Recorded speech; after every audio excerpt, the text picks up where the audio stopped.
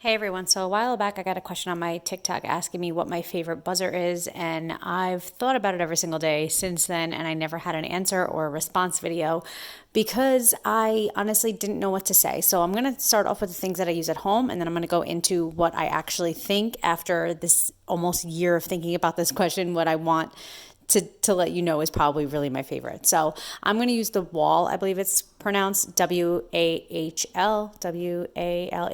I'm a bad speller.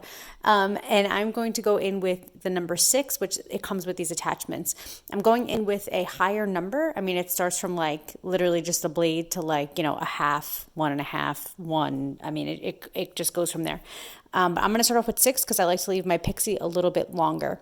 I love this buzzer. However, it has a wire on it, a cord that plugs in, so it's not rechargeable. You just have to plug it in, which is very annoying when you work in a salon and you're trying to clean things. Oftentimes it gets knocked over, which is why I have it at home in the first place. This was my professional buzzer that I used, and so many times I was cleaning and I knocked it over because of the wire, because it was still plugged in, or because the wire was there and I knocked into it and it broke, and that's why it's home. So that is a negative to me. The buzzer itself is great, but I can no longer adjust the setting on the side to make it go, like make the guard go higher or lower on the side that usually has a knob because the knob broke off.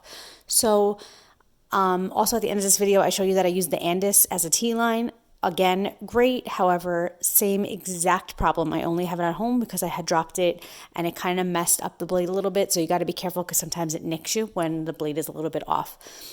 So overall, I wanted to say that my favorite ones to date have got to be anything that is rechargeable, that runs on a battery, that doesn't have a plug. If it has a plug, I cannot use it at work, and that's not what I use now. So to be honest, I've gotten ones from Amazon.